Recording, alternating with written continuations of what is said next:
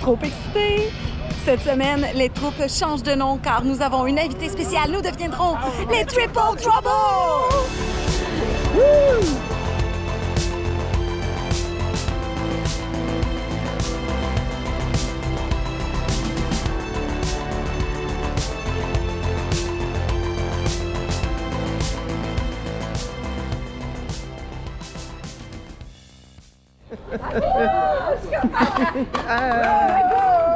Fallait que je tourne sur ma falaise.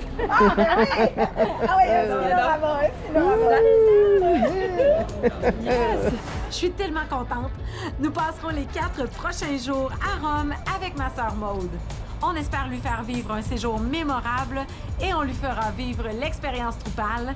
On a réservé les meilleurs restaurants pour nous à Rome présentement, des adresses tendances et des restaurants incontournables, des grands classiques. Ce midi, on teste le Trapezino, vraiment quelque chose de trop hot ici à Rome que vous devez essayer. Oh là là! Ah oui, Trapezino, c'est devenu un classique rapidement et on comprend pourquoi. Le pain est absolument décadent. C'est une mini pointe de pizza pochette garnie avec des plats typiques romains. On a une version à la stracciatella et au zucchini, une version aux escalopes de veau saltimbocca, puis les polpettes et les boulettes de viande dans une sauce tomate. Et pour commencer, on a un petit arancini, notre premier suppli de la ville de Roma.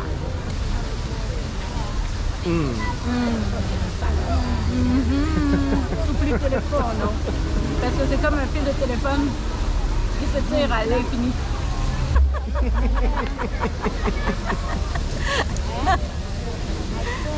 Wow! Ça a tombé dans la caméra! Aujourd'hui, on a tout un programme sportif, mais ça inclut également un pique-nique. Donc, on vient au marché de Testaccio pour préparer notre repas du dîner. Puis les troupes. Un petit vin Moi, qu'est-ce que naturel. vous en pensez de ce vin effervescent? On est très bien abreuvé en Italie, on s'en doutait. La culture du vin nature est grande. Une visite au marché, une pizza délicate, délicieuse, puis un verre de vin nature, je pense qu'on ne peut pas demander mieux. Venez ici assez tôt, car les commerces de bouche pour manger sur place sont ouverts seulement de 11h à 2h30 l'après-midi. Donc, venez quand il y a de l'action. On en profite, l'ambiance est très agréable. Les commerçants sont ouverts, sympathiques, ils prennent le temps de te conseiller. Le kiosque numéro 18 où on y vend que du vin nature et le monsieur est d'une gentillesse extrême. C'est parfait. En fait, je suis d'humeur et je vais être capable de pédaler après ça. On va d'ailleurs essayer d'acheter ici notre bouteille pour le pique-nique. Notre seul problème, c'est qu'on ne possède personne un ouvre-bouteille, donc il faudra essayer de trouver ça sur le chemin également. On a réglé notre problème. On s'est fait déboucher la bouteille aux 3/4. Question de se rendre jusqu'à notre lieu de pique-nique pour la déguster. Par contre, son séjour sur le porte-bagages de Maude, brassé à tous les chaos de la Via Appia, ça n'a pas dû aider son pétillant naturel. C'est le début de la raid sur la Via Appia Antica en vélo. On s'en va se faire un pique-nique dans les catacombes. Comment ça va, les Triple Trouble? Youhou!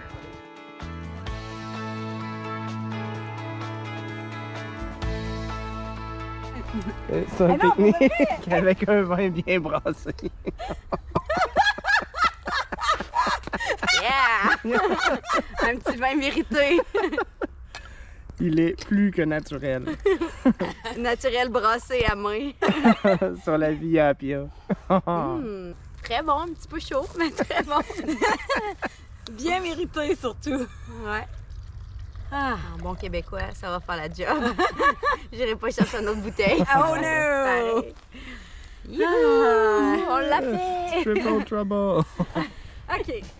Première chose, la Via Appia Antica est quand même historiquement très importante car c'est la ville qui reliait Rome à Brindisi au sud et c'est toujours la vieille route. Sous toutes ces pierres se trouve le vieux tracé, les vieilles pierres originelles du chemin et le parc des aqueducs dont on rêvait, ben c'est pas celui-là. Se rendre jusqu'au parc des aqueducs que j'avais en tête était une erreur finalement, j'étais pas au bon endroit, mais la route était quand même agréable, on a passé un bon pique-nique et la vue est superbe. Puis Seb, comment t'as aimé la run? Très belle raid. On a trouvé finalement un aqueduc et le pique-nique était de feu. C'était trop bon, on a ri comme des malades. Donc on retourne au centre, on a un sunset qui nous attend. Mais sérieux, on s'est bien marié. Ça ferme. Ah, c'est bon. Ah! Ouais, vas-y. Je veux dire, le plus beau spot pour le sunset, c'est le Parco degli Aranci, le parc des orangers. Vous avez une perspective sur le dôme incomparable. Mais semble-t-il que ça ferme bientôt. Ça ferme juste avant le sunset. Ah! Au moins, on est arrivé à temps. Ouais.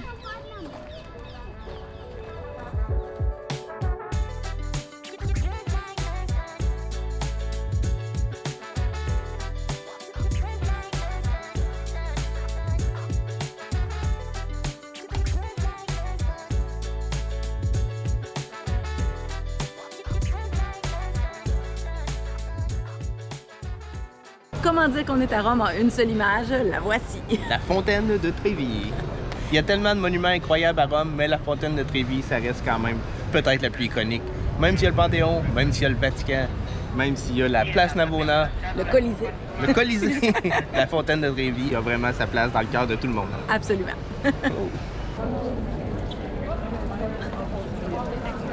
Très beau tir, Maud. Oh yeah. Ça tombe dans l'eau. On entre ce matin dans le quartier juif, dans le ghetto, pour venir y chercher une tarte particulière à la ricotta et à la crème de myrtille qui est, semble-t-il, délicieuse, décadente et qui sera un déjeuner de champion. Vous devez venir absolument dans le ghetto pour goûter la tarte qui est complètement presque brûlée sur la croûte extérieure. Ça a un goût vraiment particulier, c'est délicieux, mais vous devez absolument goûter en saison les artichauts à la Julia, qui sont des artichauts frits. Et là, vous allez vous régaler, vous allez voir, c'est exquis. Vous allez également manger des abats, des tripes, de la queue de bœuf, mais vous allez vous régaler, ça c'est sûr. T'apportes ta petite tarte.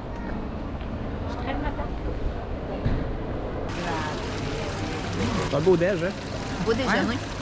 C'est pas trop Juste une petite touche de sucre, mais en même temps, le petit acide là, du fruit. Là. Ça se tient quand même bien. Assez bien. Hey, ça a du poids, là. Ça, c'est hot, ça vaut 10$ sur les points de tarte. Tu sais. Ça part 10 € quand même. Cette tarte est parfaite. La ricotta, le goût brûlé, les fruits sont délicieux. Une tarte, un must à Rome.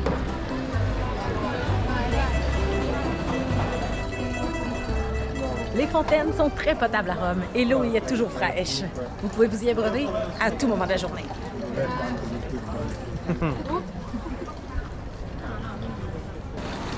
Chacun sa technique, là. Faut pas tout bloquer le gilet. Complètement rassasié.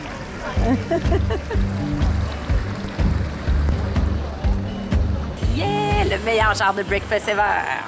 On débute la journée au plus grand classique de la ville, un forno, c'est-à-dire une boulangerie qui font des pizzas al taglio, des pizzas à la pointe, mais également des pâtisseries si vous avez le bec plus sucré. On commence chez Rossioli, une légende dans le coin. On y va avec 4 variétés ce matin, version juste sauce tomate piquante, version avec jambon et fromage, aux patates, Maud avait un goût de patate, et la pizza rosso seulement avec la sauce tomate. La sauce tomate est vraiment bonne. La couleur est incroyable. À vrai dire, c'est un petit déjeuner léger, moins sucré qu'une pâtisserie, meilleur pour votre santé. Truc santé avec les troupes. On déjeune santé. On a incroyablement bien mangé à Rome. Voici la sélection de nos meilleures adresses. Le Santo Palato est une trattoria moderne rendant hommage à la cuisine romaine. Je veux voir la première bouchée de tripe dans ta bouche. Avec de la tomate, du parmesan. Un petit goût de tripe qui ressort. OK. La sauce est La sauce est très bonne. Le fromage, c'est débile. Plat iconique du restaurant, la boulette frite au ragoût de queue de bœuf, la coda di Bacinara, est à ne pas manquer.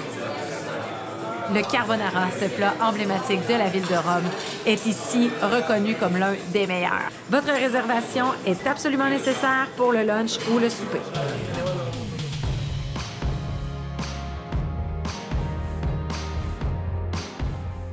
On a suivi les traces d'Anthony Bourdin chez Da Cesare al Casaletto. C'est une trattoria de tradition romaine depuis plus de 50 ans. La qualité des plats est exceptionnelle. Notre amatriciana préférée dans toute la ville de Rome s'y trouve. Ils réservent également une très grande place aux vins de la région du Latium sur leur carte. L'apéro romain, c'est une des choses les plus fun au monde. Ce soir, on est au Tram Dépôt dans le Testaccio. Ils nous ont organisé une place. Il y a 3 chaises un peu bizarres, une tank de bière, puis un cabaret. Et voilà. Prenez vos cocktails, les chummies. passer un beau début de soirée. Des kiosques comme ça, il y en a plein Rome. Il y en a dans tous les parcs. Les enfants jouent, les parents prennent un verre, prennent un café, ce qu'ils veulent. Mais souvent, par exemple, l'ambiance est de feu. Et c'est encore ici comme ça ce soir. Après, on s'en va chez un super restaurant depuis 1938, Felice al Testaccio. Alright, on s'en va là. Calmez-vous les troupes, là. On prend notre verre, puis on s'en va avec des méga pastas. C'est la grande trinité des pâtes, là. Le cacio e pepe, le carbonara, la matriciana. On va se régaler solide. Et en deuxième service, on déguste d'autres classiques, soit le veau saltimbocca, les artichauts confits, et on termine en beauté avec un tiramisu à ne pas manquer. Adresse légendaire pour la bière artisanale à Rome. Ma che siete venuti a fare? Dur à dire. Maquetté, ça finit tout le temps comme ça. Plusieurs fûts régionaux, mais également du reste de l'Italie et des États-Unis. Vous allez boire les bons jus. Oh yes!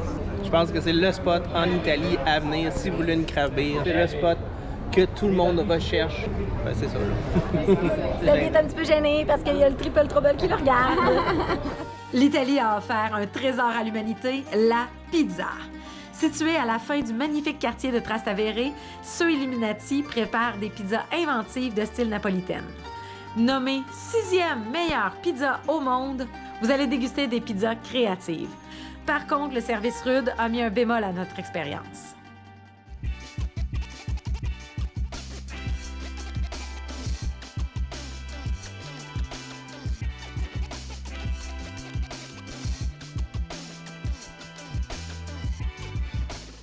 Institution incontournable romaine, Rossioli Salumeria offre une ambiance particulière dans son restaurant, également comptoir délit et cave à vin.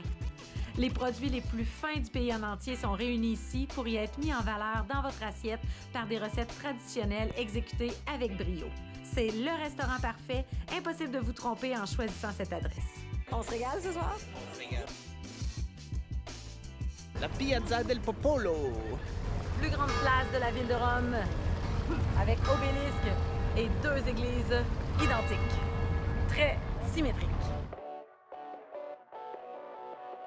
Impossible de faire une réservation ici, vous devrez faire la file. Mais l'attente en vaut la peine car les pâtes fraîches, faites à la main, les portions généreuses et le service amical sauront faire votre bonheur. Da Fortunata, un incontournable pour tout touriste qui se présente dans la ville de Rome. Avec ces 4 adresses dans le cœur de Rome, les pâtes fraîches ont fait leur renommée. Vous aurez trouvé votre bonheur ici pour le lunch ou le souper. Rome possède l'une des 7 merveilles du monde. Le Colisée couronne admirablement son centre-ville. Que ce soit la première ou la 20e fois que vous le voyez, il laisse toujours un impact extraordinaire dans votre mémoire. Situé en plein cœur du quartier ultra-romantique de Trastevere, le restaurant familial Roma Sparita offre une cuisine bonne, authentique, efficace, dans une ambiance internationale avec un service de bonne qualité. La croûte en pecorino du cacio e pepe, par contre, à elle seule vaut le détour. C'est un souvenir charmant du plus beau quartier de la ville de Rome, Trastevere. On se dépêche, on veut pas manquer un superbe coucher de soleil, encore une fois, sur la ville magnifique de Rome, où les couleurs sont toujours plus poétiques, plus romantiques, plus extraordinaires que n'importe où ailleurs, il me semble. Alors, on s'en va dans la Cité du Vatican pour aller profiter des couleurs du coucher de soleil sur la place Saint-Pierre.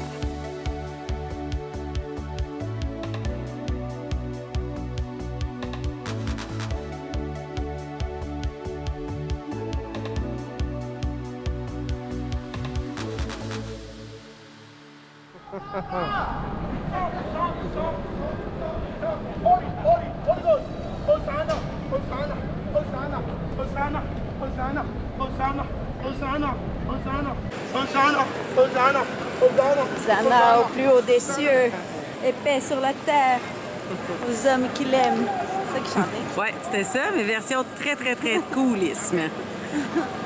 Il était plus cool que cool. Hosanna, Hosanna. Il y a du vibe au Vatican ce soir, je dirais. Il y a du vibe au Vatican ce soir. Hey! Parce qu'il y a un type qui a beaucoup de vibe à l'entrée au Vatican. Beau sunset, du vibe. Et ça, c'est le Triple Trouble qui vous offre encore une fois un super sunset, un super moment.